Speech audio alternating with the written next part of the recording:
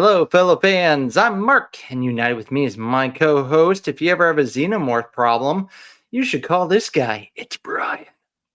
What am I gonna do? I don't hug it, like face hug it. Oh, I didn't hear the word hug. I like face hugger, like xenomorph. Welcome everyone to UWF on the Chip and Company Podcast Network. On the last episode, Bryan and I united to lighten things up with a whole bunch of topics for UWF Light. On this episode, we unite at UWF headquarters to discuss presidents and movies and television. Plus, maybe even a little UWF debate as UWF starts now. All right, let's do this one last time. Truth is, I am Iron Man. Football is life. I solemnly swear that I am up to no good. X never, ever marks the spot. Is Star Wars the one with the little wizard boy? This is the way. Avengers! Assemble. Ah, chills. Literal chills. Hello, fans. Thank you all for uniting with us as we talk about all things fandom. Please give us a rate or review wherever you listen so we can out with more fans out there on Chip and Company Podcast Network. Follow UWF on Facebook, Instagram, X, Twitter, and Discord to have more fun with us and get some of those Discord privileges. Bryan, it is glorious to see you. Thanks. I usually don't get that response. Oh, well, fans, Bryan and I saw a certain Marvel movie recently, and I don't call it a Marvel movie. It wants you to call it a Marvel movie. Therefore, you shouldn't call it a Marvel movie. Okay, you're right. Marvel in association with Marvel. In association with Marvel, but really mainly Sony owns this. Anyways, so I'm putting the Venom, PU in the SPUMC. Yeah. Venom: The Last Dance. Before we get to this, Bryan, some are considering it a horrible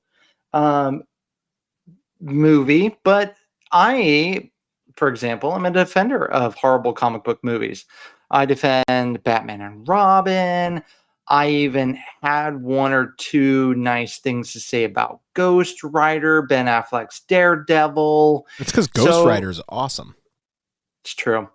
Bryan, do you consider yourself a fair person when it comes to non-Marvel Marvel movies?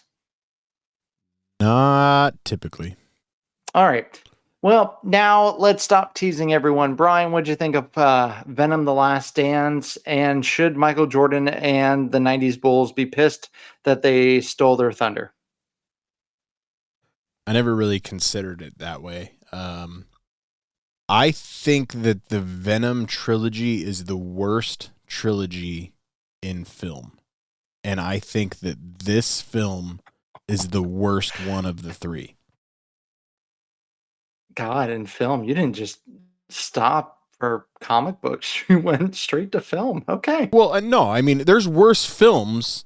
There's not many worse films but like than trilogies. Venom. But yeah, like it's the worst franchise to earn a trilogy. And earn, I use very loosely. Yeah. It was so bad. It was awful. Yeah. Were there any redeemable factors for you? There was one scene that was wholly ridiculous that made me laugh. And was it the dance number from the preview? Correct. Was it in the preview? I didn't even remember it from the preview. Yeah, it was in the preview. But hey, we don't know how to advance our story, so let's make the character do something that makes absolutely no sense just so we can move the story along. Awful. It was so bad. Yeah. You know me, I do personal reviews, and I hardly ever give 2 thumbs down, but I gave it to this film. I eye rolled, I laughed at unintentional funny parts. I shook my head several times in disappointment. I couldn't wait for this movie to be over. And the post-credit scene was a waste, or sorry, the mid-credit scene's a waste. The post-credit scene was boring. The story was wonky and choppy. It felt like several 30-minute TV episodes that they tried to make into a movie, and they just said, hey, we're not going to make it a show. We're going to make it a movie. Tom Hardy, who knows how to act for some reason and is an executive producer on this, I'm not really sure what his motivation for any of the decisions for this movie. It hurt to watch it. There's it's morphing time scene and action sequence in this movie that was cringe. There's a send off at the end that they built up to be a huge moment, like No Way Home or Endgame. And no, you guys really overestimated how much of a connection you made with everybody. So, Bryan, you brought up we should do a Mystery Science 3000 for that movie. Yeah, UWF Mystery Science Theater is coming, and that's film. That's film one. Like, Guy, it was so bad. And Juno Temple. Yeah. I love Keely Jones. I had problems with Keely Jones in the third season of Ted Lasso. They gave her an American accent in this, and it was so bad, overly slow and whiny and high pitched. It was awful. Yeah. I'm not going to blame her, but her character, the characters around her, bad. Just bad. There's a Christmas tree pin that makes point. 9 different appearances, and like I mean, influences the decision later with a look of a suit. Yeah. Is that the point? Yeah. No. Like I don't want to get too spoilery, but like there's appearances that they don't even name. Yeah. Like, apparently one that I didn't think was in the film for a second. Like I just there was nothing about that film that made any sense, all the way down to Venom understanding how this particular machinery worked, even though we saw it earlier in the film, but he wasn't there for that. And then one guy falls and he picks him up to make him do it again, and then he breaks it apart, so he didn't need to do that anyway. Like, it was wild. Like, it made no sense from start to finish. And then they cast Rhys Ifans in the movie for some reason, just because Sony doesn't. They just want to make every Marvel timeline as confusing as possible. It was beyond bad. There was no point for that family. They were trying to make him like. We're going to talk about this movie later on. They tried to make his character the drunk dad from Independence Day. Like, hello, boys. Like, I'm back. Like, that was the character motivation. And it was so bad. Like, it was so, like, I can find redeeming qualities about the first 2 Venom films. Not good. Again, I said this is the worst trilogy of films to exist in the history of film. Yeah. But this has 0 redeeming qualities. Yeah, I can redeem Batman and Robin, Venom, Let There Be Carnage, Thomas Jane's Punisher, Thor 4, Quantum Mania. Like, I can find redeeming factors in those movies. This just, it hurt. It hurt. And it's 39% on Rotten Tomatoes and 80% from the audience. Like, it got the highest Rotten Tomatoes score of its entire franchise. Yeah, I gave the first movie a 6.5. Oh no, I'm wrong. The Venom 2 at a 58%. Ooh, I gave the first Venom a 6.5, and then I just rewatched it before I saw this, and it's down to a 6. Yeah, but it makes it look like a masterpiece compared to it. Yeah, I ended up giving this movie a 5. I gave Let There Be Carnage 5.5, and I honestly thought about giving The Last Dance a 4. Oh, this is a 2 for me. Like, this is legit. This is worse than Madam Web. I agree with that. That doesn't need to be a hot take. I know people who are listening are going to say that's a hot take. Nope, that is a fair call. It doesn't mean Madam Web is good. No. But there were parts that I go, all right, that was nice. You had some comic accurate costumes. In dreams. Ben Schwartz was cool. And don't get me wrong, that movie had horrible pacing, right? Anyways, so yeah, Venom: The Last Dance. Go see it at your own risk. I say watch it at home and be ready to laugh. We really but should do Mystery Science Theater. we should. So that's a trilogy. Another trilogy that just came out. Our friends over at Basically Haunted are big fans of the Terrifier. Terrifier 3. Small independent budget movie, make it a huge splash, making more money than the Joker 2. Good for it. I'm not a huge Terrifier fan. Maybe I need to revisit, but I always love a small market movie kicking some butt. Only half of Basically Haunted, I would assume, likes Terrifier. Something tells me Miriam's not seen any of those. I doubt Bryan will ever see any of them. I've seen enough on TikTok to know what I'm getting into. I'm good. Okay. He's not really my kind of guy.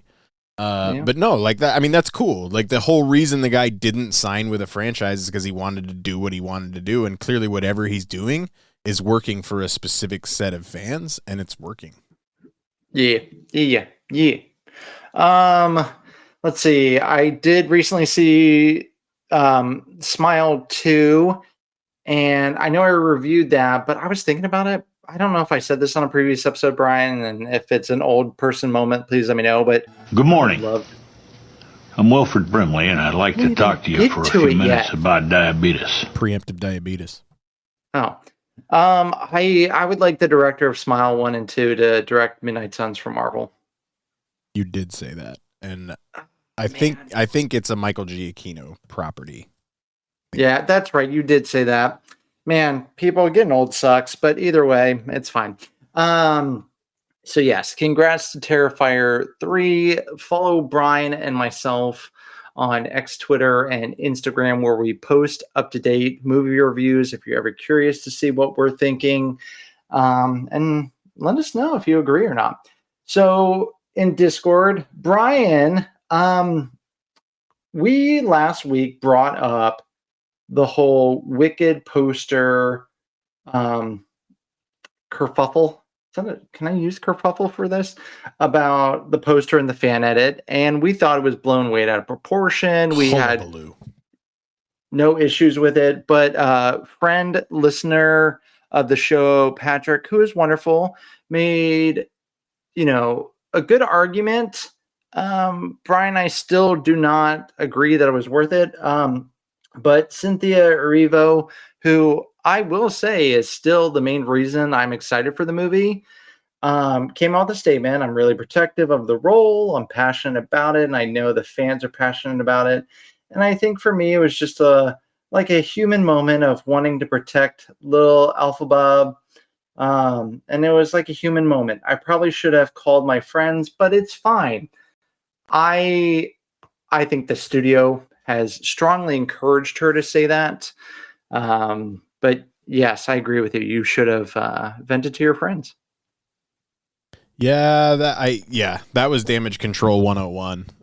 Yeah. And I mean, what does Ted Lasso say? I hope all of us or none of us are judged by our actions in our worst moment. Like I think in hindsight, she shouldn't have done what she did, and I think she even understands that.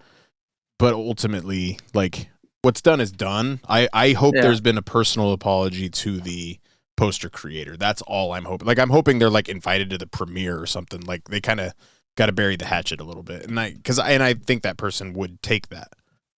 Yeah. It was a fan recreating a playbill. It wasn't a personal attack.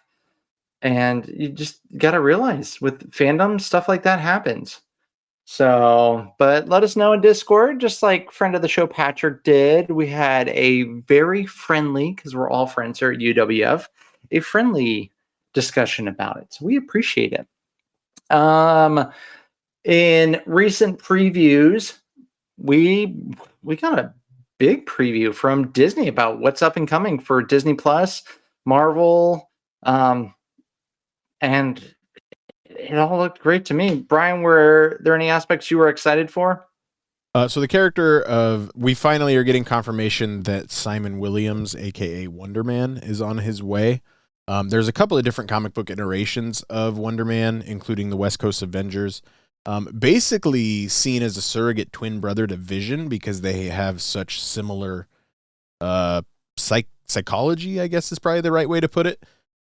But then kind of loses that connection to Vision when White Vision comes around, right? So I have to assume that there's going to be something building off of WandaVision or Vision, White Vision, whatever Vision Quest series is coming.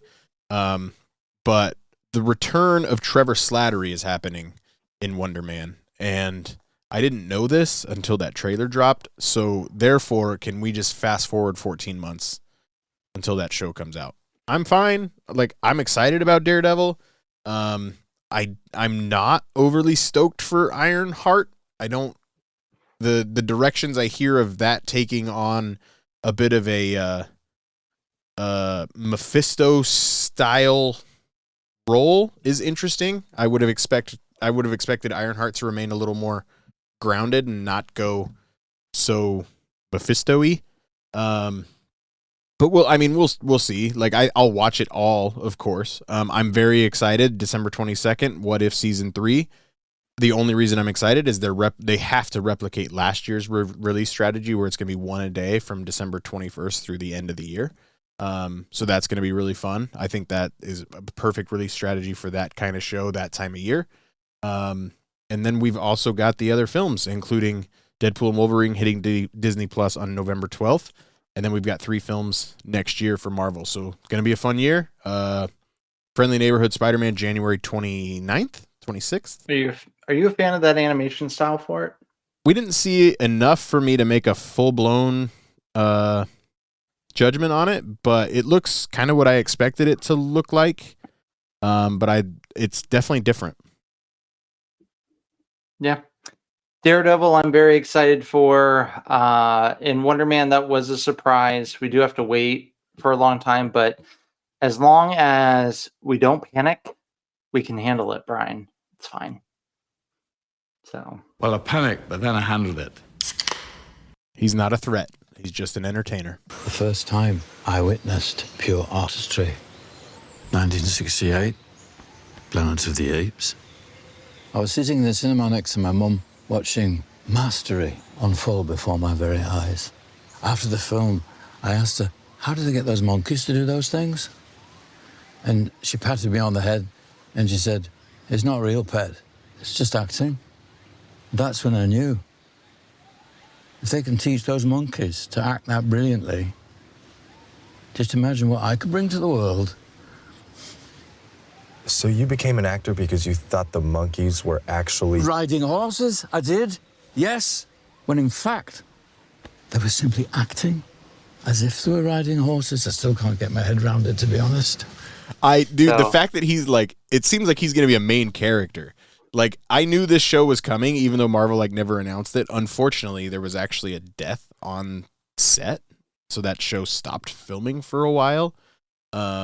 So, there's been a lot around this, and not to be, super dismissive of that, but, that's kind of how news broke that this show was a thing. So, but I'm just glad it's finally announced, and the fact that Trevor Slattery's in it, I'm so excited. And after you're listening to this, the last 2 episodes of Agatha All Along have dropped. You're saying, why aren't you talking about it? 1, we haven't seen it yet. 2, we want to talk about this show in far more detail, but we also want to do it in a very timely manner. So you're getting this episode of United We Fan on our normal Friday release. There will be no Dislife podcast on Monday, so we're shooting to get an Agatha All Along spoiler review out end of this week, early next week. So for those of you that want an Agatha discussion, please come back and find us. That will serve as our episode for next week as well. But we will be talking Agatha All Along in spoilery detail very, very soon. There's one more trailer I want to talk about. Did you see the trailer when you saw Venom? Did you see the trailer for Love Hurts? Yes. Starring Kiwi Kwan. Yes. I did not know about this film existing. And it's from the guy that did Violent Night, which is a way better film than it had any business being. I thought that film was actually really kind of fun. John Leguizamo and David Harbour, and just being ridiculous around Christmas. I will be rewatching that this Christmas coming up. I thought that movie was fun. I can't believe it came out only a year ago. It feels like longer. Anyway, 37 seconds into the trailer, Ke Huy Quan gets found by his brother's hitmen, and one of the hitmen is played by Marshawn Lynch, and that caught me totally off guard, and I had no clue that Marshawn Lynch was making a jump into acting, and he's not like a great actor, but I smile every time I see him. But that movie looks so ridiculous that I'm definitely going to see it, and I'm probably going to fall in love with it. Yeah. And it'll hurt because love hurts. I saw the preview. I love that it just came out of nowhere, so I'm excited. Okay, so you hadn't heard of it either? No. Okay. I feel like I think I heard of it 2 days before I saw the preview. I just like, oh, he's going to be in an action movie. Okay, cool. And then the preview came out. Whoa, all right, here we go. Yeah, but did you also notice who his counselor or boss or whoever was? No. It was Sean Astin. Got a bit of a Goonies. Oh. Got a bit of a Goonies reunion. Goonies are good enough. I'm going to leave that in and not put in the proper sound clip. That's fine. It still breaks my heart that you said kids today don't really have a passion for the Goonies movie. That hurt me. They do not. That hurt. Well, friends, this episode is going to stay friendly, and we are not a politics show. We're going to talk about presidents and movies and TVs and keep it fun and light. So fear not. But first, we're going to hear a word from our sponsors, and then we'll get to it. Hey guys, Diz Life Mark here, and I want to tell you all about the official travel partner here at Chip & Company. Let our good friend Sarah at Destination to Travel help you plan your next Disney vacation. Sarah specializes in planning dream vacations for your family. She's an authorized Disney vacation planner, and she can help with every step of your magical vacation. The best thing is that her services are 100% free. Want to travel beyond Disney? Sarah has you covered there too. Want to find out more? Fill out a trip request form over at the website at Chip & Co. or email her directly at sarahsolberg@d2travel.com. Start planning that dream vacation today. Email her at sarahsolberg@d2travel.com.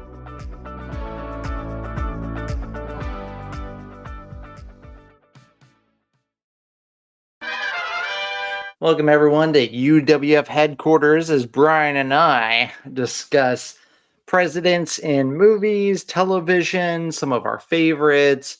Like I said, don't think that Bryan and I are going to get serious all of a sudden and talk about politics and all that. We're going to keep it fun. We're going to keep it light. And, we did ask our Discord members as a benefit to them being on the Chip & Co. Discord to come up with debate topics, presidential debate, politicians debate. So Bryan and I are going to debate, and we're going to debate the topics, the huge things that our listeners want to know, what we think or what we want to argue for. So we're going to keep it fun. And we're going to keep it so fun that we're going to time our arguments with the Mario Kart sounder. Yes, and Bryan will mute me if I get off topic. Cool. That's some serious power. Whoa. All right, so what are we debating first? You know what? Let's start off easy. One of our listeners did ask us to rank the Toy Story franchise, so we can start there, something nice and friendly.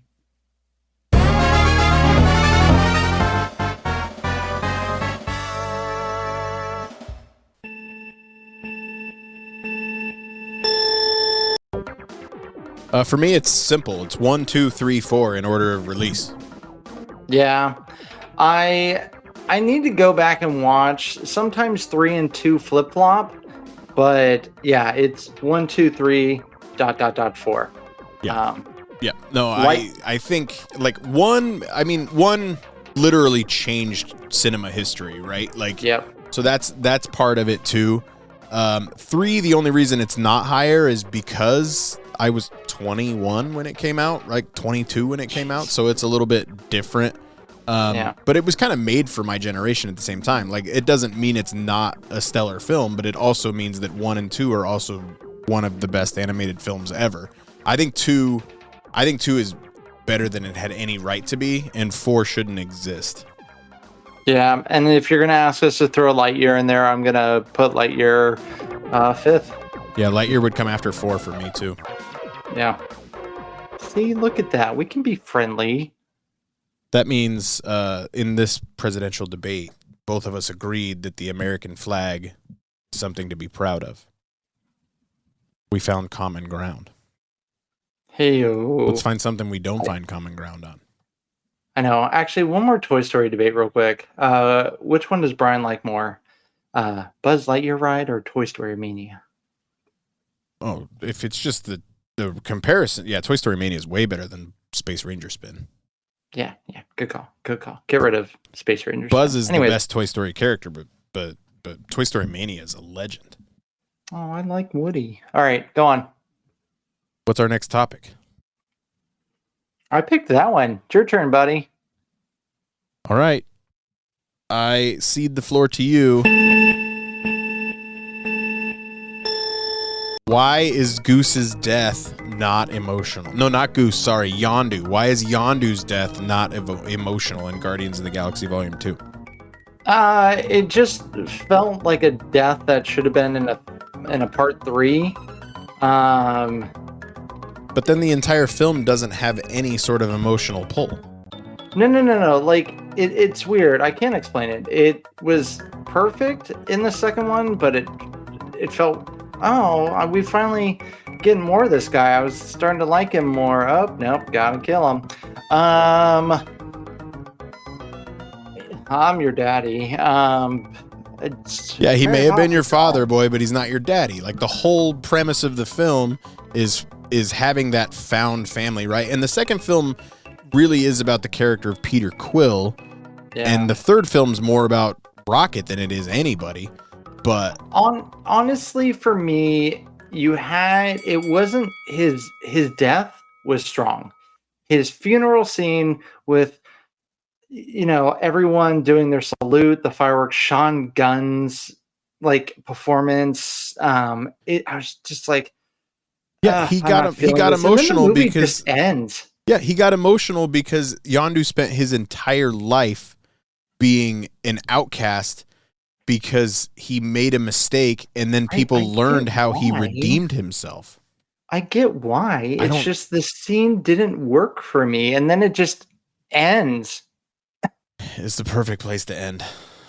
It is, I would argue, the most emotional death scene in the entire MCU. No, not even top 5. And I'm not forgetting about Tony Stark. Not even top 5. That might be fun. Top 5 MCU death scenes. We can do that for Halloween. Oh, wait, that's this week. All right, your turn.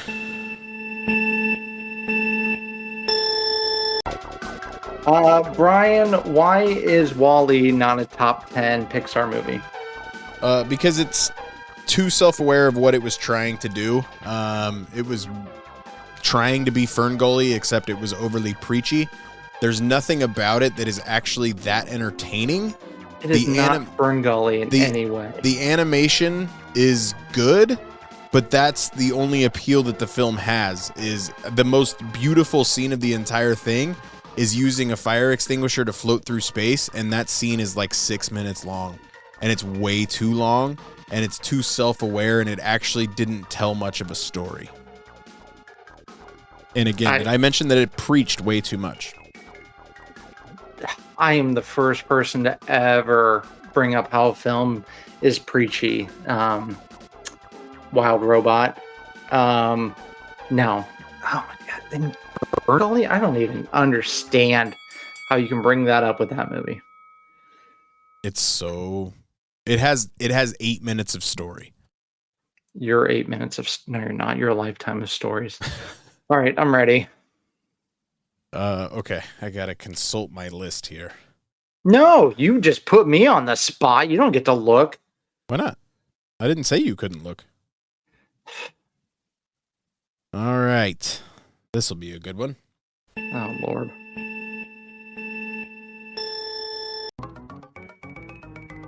Why is Space Jam not an animated film? Because it's not. More than 50% of the film is animated. No, it's not. Yes, it is. Okay. From backgrounds and everything else. Like the main point of the film is there's one live character. Well, two if you count Bill Murray. It is not mainly animated. Even the scenes. Hey, if you're going to count the Jungle Book remake as a live action movie, then you're going to count this movie as a live action movie. But I don't count the Jungle Book as a live action movie. Other people do. What about The Lion King? That is an animated movie, and I get irritated every time I see... See, what I don't understand is how that gets to be animated, but Bugs Bunny isn't. Bugs Bunny is animated. No, what I'm the difference between just, Space Jam and Who Framed Roger Rabbit is the backgrounds. The backgrounds are animated versus real world. I read off the rules to be considered for an Oscar for animated movie, and it did not meet any of the Academy Awards stipulations to be considered an animated movie. Those are ridiculous. It is a live action / animated sports comedy film directed by Joe Pytka. Thanks, Wikipedia. All right, I'm ready. More than 50% of it takes place in an animated world. I rest my case. All right. Not Academy worthy.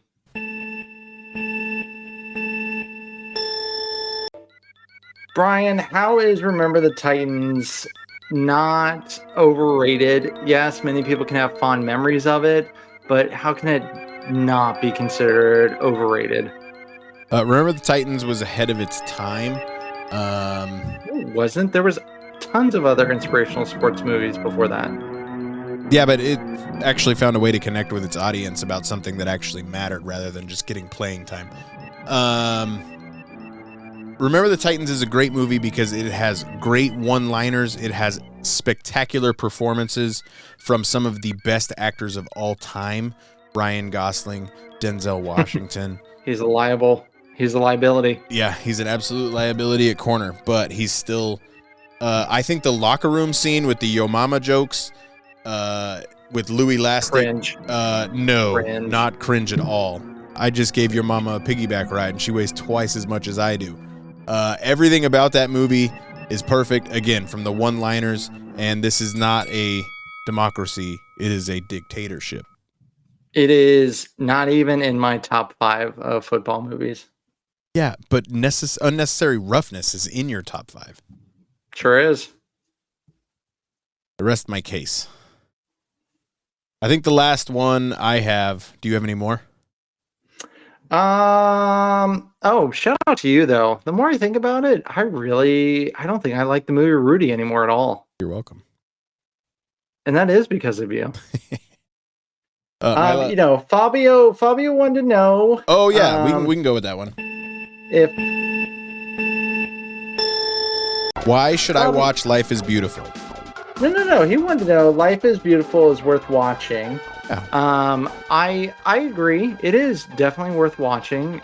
Bryan, I hope at some point you will find it worth watching. So spend your time to convince me to watch it. Beautiful story, a Holocaust story that it takes a real horrible historical event. It is not based on a true story, but it takes a horrible, just disgusting time in human history, and it brings some comedy and some love to parts of it wherever it can. And I think it's just an important story, a unique story, and just one of those movies where you can pause Community for 2 hours and watch Life is Beautiful. I'm sorry, were you describing Life is Beautiful or Jojo Rabbit? Both really great movies. I love Jojo Rabbit. Then you'll like this movie. Love Jojo Rabbit. They even have it dubbed in case you don't want to read subtitles, Bryan. My last question for you as part of our presidential debate. The head of Marvel Studios, what is his last name? Kevin Feige. That is my victory on this podcast. Kevin If Feige. you've been listening from the beginning, I remain staunch that I knew how to pronounce it, and I finally broke Mark. I think that was the first who? Who? Yeah. It definitely I think it was. Yeah. Vote Yeah, for it definitely me. was. Vote for Bryan if you want a candidate with who leads with emotion and doesn't make realistic reviews. Yeah, well, not realistic reviews. We should just... The only thing Bryan and Ryan Gosling have in common is they're both a liability. Ouch. Ouch. I come again begging for your vote to ask us to do Mystery Science Theater for Venom 3. Oh, man. That'd be a great live event. Friends, stay with us. We're going to talk about some presidents in cinema and television that we like, and we're going to give a whole shout out to it. But first, a word from our sponsors. Is Disney World home to you? Realtor Victor Naraki can help make it a reality. Realtor Victor Naraki specializes in making your Disney home dreams come true. Second homes, investment homes, retirement, relocation. With Victor's input, he will show you the home opportunities that you don't get to see as a tourist. Imagine being at the park in minutes, walking around the World Showcase for daily exercise, watching the fireworks in your own backyard, or having Disney Springs as your local mall. Have you ever heard of Windermere, Winter Garden, Horizon West, Dr. Phillips, Claremont, Lake Nona, or Disney's own Celebration and Golden Oak? Victor will introduce you to these communities, which are just minutes to the magic. Stop imagining a Disney life and start living your dream today. Call Victor at 407-340-9375. And don't forget to mention that you heard all about Victor here on the Chip and Company Podcast Network. Head over to celebratingflorida.com and start living your magical life today. And now back to your regularly scheduled program. All right, everyone, welcome back. We are going to discuss some of our favorite presidents. Bryan, were you ever a class president? You look like the type to be like maybe class treasury or something. I actually was like student council president in like elementary school, but after that, I was like treasurer of the FBLA program, but I mean, I didn't run for student council because I didn't want to get shoved into a trash can. I lost class vice president. Should have been like second place in president. Should have just been vice president. I feel like that works on student council. Yeah. Then you could have poisoned the soup of the president. And you could have found your way to the top. Yeah. I like to think the president is what lost us votes, and I tried to save the election. It was like a straight up running mate situation. Like you were tied to one specific person. I don't remember. That's crazy. I remember I ran with a buddy of mine. I don't remember if he had to vote for both of us. No, it was separate. You could vote for like a different president and me as vice president. It was separate, but him and I ran a campaign together. Yeah, we wanted to show a united front. To the wrong wagon, huh? Yeah. So, anyways, we're going to talk about some of our favorite presidents. People, I need you to know there's a lot of presidents out there in movies. I don't really think we're not going to touch too much like on the real ones. Probably going to talk more fictional ones.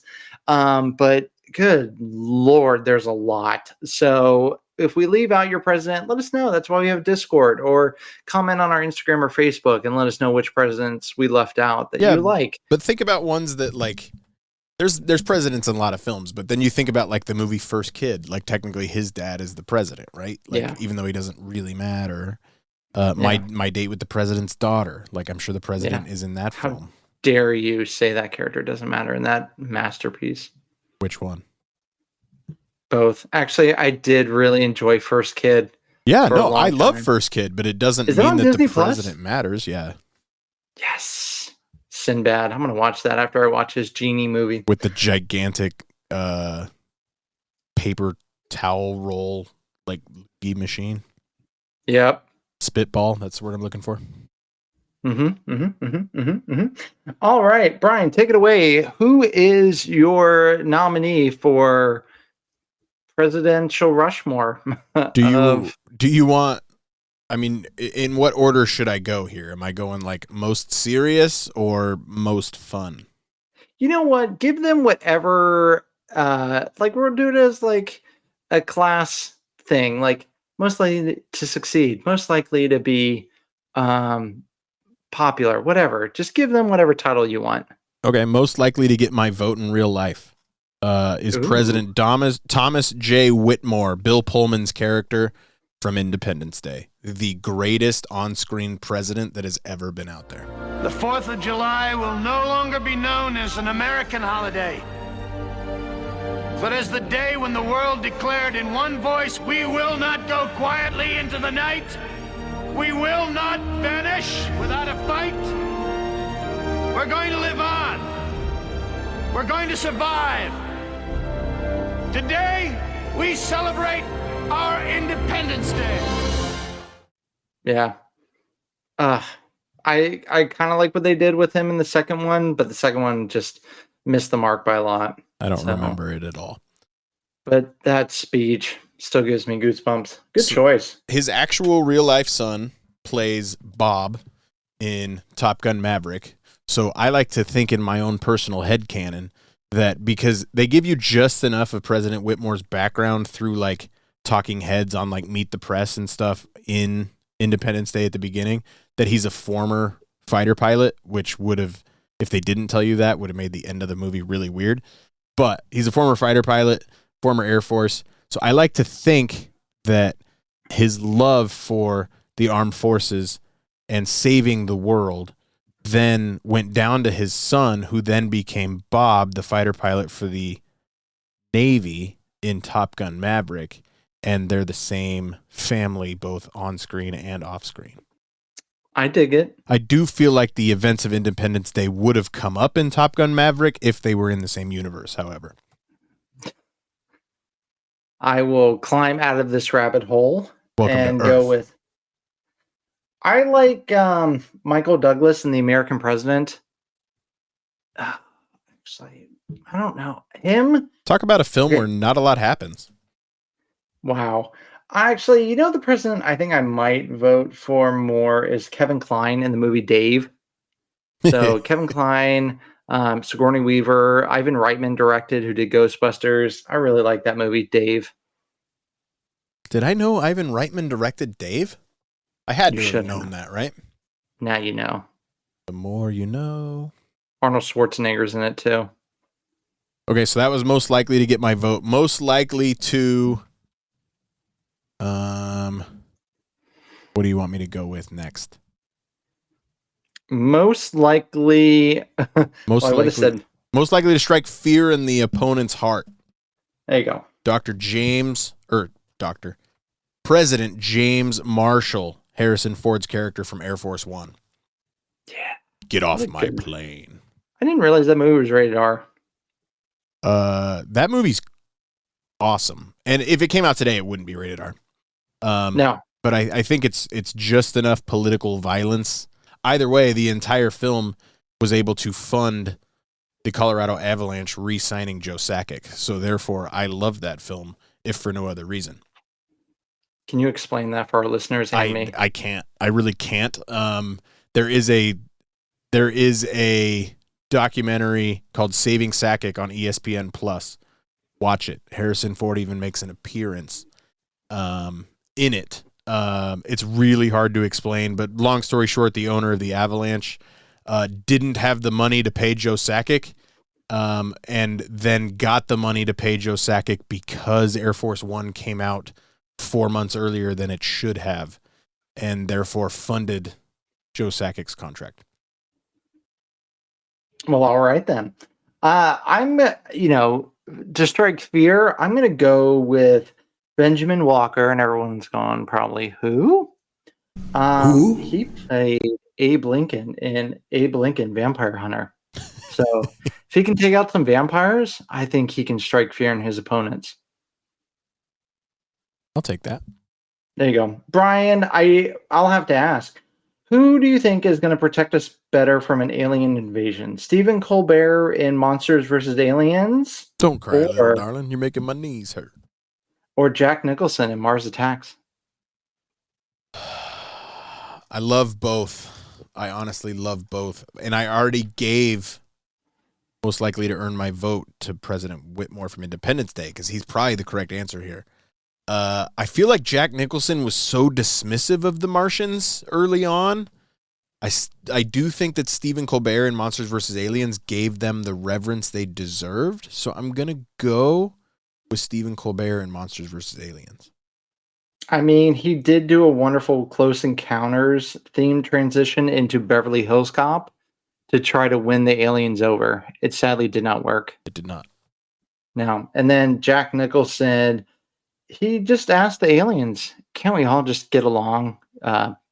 No. The answer was no. The answer was absolutely not. Then he got impaled by an alien hand that turned into a flag. So, dark times.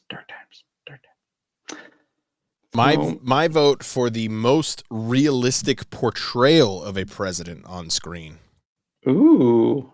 I'm going with President Jed Bartlett, Martin Sheen in The West Wing. Yeah.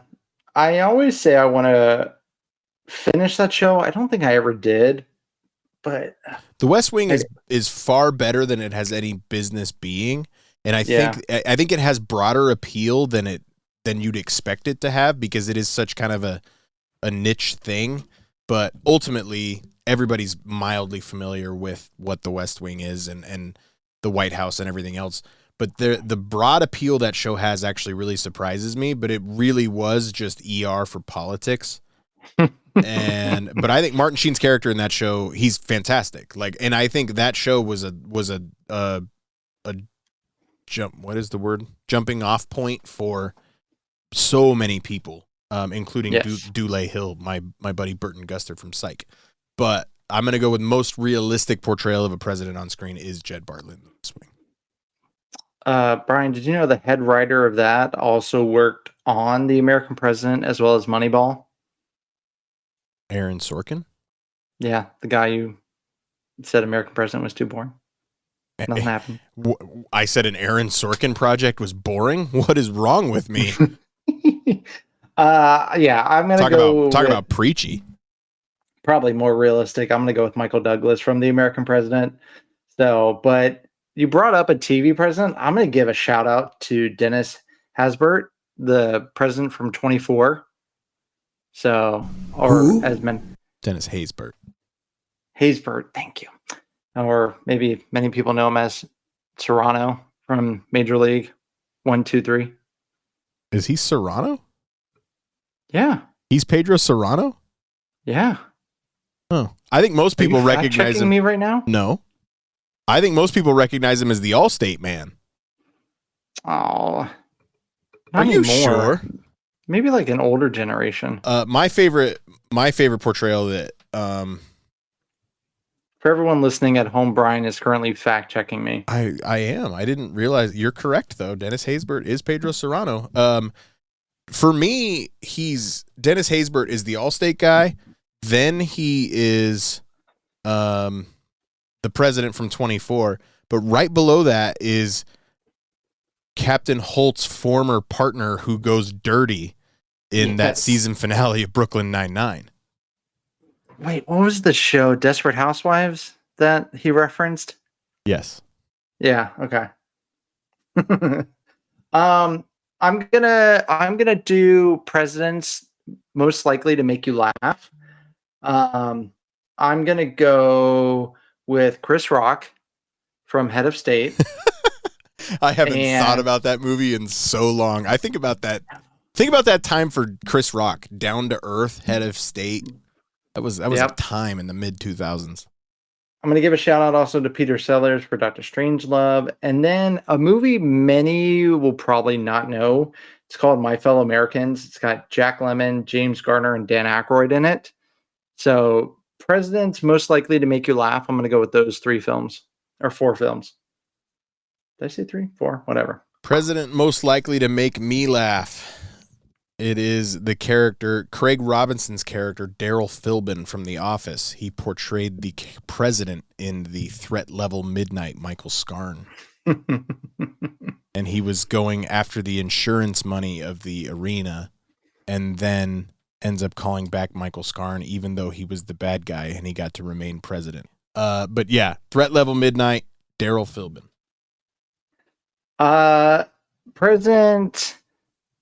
President who took an unusual situation and made the most of it. I'm going to go Terry Crews for Idiocracy. Never seen it. It is a movie that is not for everyone.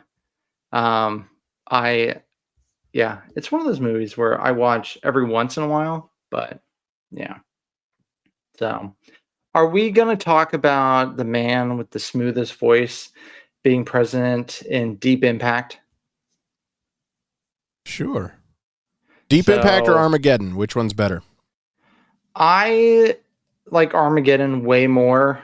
Yes, NASA has less of a problem with Deep Impact, but the movie gets heavy real quick. I love Armageddon so much. Yeah, look up the audio commentary of Ben Affleck trying to have a conversation with Michael Bay about how does it make sense that NASA can train these drill experts, but it's not as easy to train like NASA engineers to do it. Like, it's a great commentary. So watch that. I asked Michael why it was easier to train oil drillers to become astronauts than it was to train astronauts to become oil drillers, and he told me to shut the up. So that was the end of that talk. He was like, Ben, just shut up, okay? This is a real plan, all right? I was like, you mean it's a real plan at NASA to train oil drillers? He was like, just shut your mouth. I mean, this is a little bit of a logic stretch, let's face it. They don't know jack about drilling. How hard can it be? Aim the drill at the ground and turn it on. You think it's just drilling a hole? There's a lot you gotta know about. And when you're gonna snap off an edge in a tranny on a corner of a hot pipe, and you're gonna get a gas pocket. Like, yeah, well, what about when the booster rockets don't fire and your EVA suit and your zero gravity, Didn't you see Apollo 13, boy? Yeah. Morgan Freeman, I think, what was the third Olympus Has Fallen? He played the president again in that one. He did, yeah. So that actually leads me to the most relatable president. Ooh. That's in White House Down, Jamie Foxx's character, because he has a sweet collection of Jordans. Yeah. But no, Deep Impact. I think Deep Impact is Morgan Freeman's best president role, better than the Olympus Has Fallen one. Oh yeah, easily. I will say I like Olympus Has Fallen more than White House Down. I like Gerard Butler, but I like Channing. I like Channing Tatum and Jamie Foxx. Honestly. Yeah, I mean, sure. James Woods is a Secret Service guy in White House Down. What a weird time. Yeah, so that's my most relatable character. And I'm out of superlative awards for presidents. Do you have any more? No, we're good. And like I said, people, there's a lot. Oh my God, just Wikipedia. There's a lot of presidents. So let us know on Facebook, Instagram, Discord, what presidents we left out that you like. We hope you enjoyed our superlatives. Let us know who you'd vote for in the debate, who won the issues for you, or who gave you issue. And we'd love to hear from you. Bryan, thank you for having this friendly presidential runoff with me as this concludes this episode of UWF. We thank you, fellow fans, for uniting with us. Please follow us on Discord, Instagram, and Facebook. Bryan, let them know how to get in touch with us if they want to. You can find us on Instagram at United We Fan Podcast, on Facebook at United We Fan the Podcast. Get us a message any way you can, and we'll get you that link over to the Discord. You can give us your hot takes, your favorite movie presidents, really whatever you want to talk about. You can talk about those idiots in the crowd trying to rip the ball out of Mookie Betts' glove. Oh my God, Bryan, hot take. We're sharing all kinds of memes of the Dwayne Wade statue. Feeling hot. Okay, Dodgers fans got ripped. Red Sox fans get ripped all the time. Bryan, you're a Rockies fan. Nobody has anything bad to say about the Rockies. You guys are the lovable losers. It's because we're very inconsequential. I swear to God, if these Yankee fans walk away with like $1 million podcast deals within a week, the Major League Baseball had to ask the Yankees to take their tickets away from them. So they refunded them. A great story. They gave it to a cancer patient and a parent. So that's a great story. But MLB had to ask Major League Baseball to do it. Aaron Boone, I salute you for speaking out against it. But Alex Verdugo, former Red Sox, and just now on my hot list, you gave a horrible response to it. So Mookie, I'm glad you're okay, and that the guy holding your arm and glove and trying to bend and break your wrist didn't do it. That was wild. Like, I still don't believe it actually happened. Like, it was crazy. The one dude in the gray jersey has serious Tim Robinson energy. I didn't do nothing. Stop! Please let me go! Please let me go first! I'm doing something!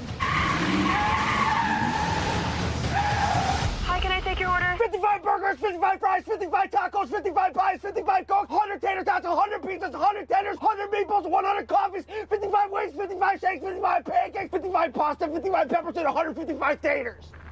Okay, that'll be $680. Okay. If you watch the clip again, keep an eye on the left-hand side of the screen because there's a dude wearing a bright turquoise sliding mitt. Ooh. And it makes why? I don't know. I have no idea. He's in the crowd like he's about to steal a base for some reason. And he's got the full-blown sliding mitt on, and I'm far more interested in this guy than I am anybody else. We need to get the backstory to this. And then shame on you, ESPN, for glorifying it as well.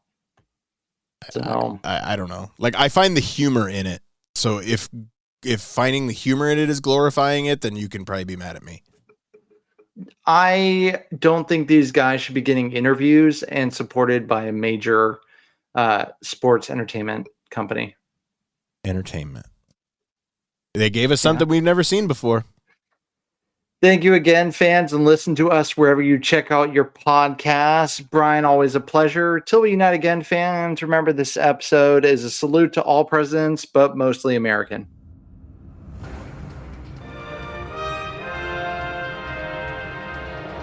And that concludes our broadcast day.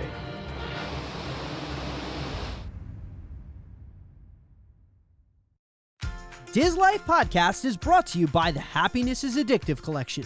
Happiness is Addictive is passionate about spreading laughter and creating smiles worldwide. They love bringing their global community together through optimism, cheer, hopefulness, merriment, and celebrating life's magical moments. They know how important it is to celebrate life's adventures, and their apparel will give you everlasting, one-of-a-kind memories through pixie-dusted family photos, compliments from park guests, and magical moments with cast members. They pride themselves on high-quality, custom-made apparel at competitive prices with world-class service. Let them help you create a lifetime of memories, whether you're Disney bounding, kicking it poolside, participating in Run Disney marathons, having costumed adventures, or just living your best Disney life. You can find their Happiness is Addictive shop on Etsy. You can also find them on Instagram, Facebook, TikTok, Twitter, and Pinterest. They are proud to be featured in Indy Central Florida, the Thoughtful Gift Club, and now here on Diz Life Podcast. Their collection was founded by a 15-year former cast member who knows how to enhance your magical moments for a lifetime of memories with your family. Don't forget to use promo code DizLife15 to take an extra 15% off. What are you waiting for? Head over to Etsy and start getting happy today. Follow the link in our show notes and you'll find out for yourself that happiness is addictive.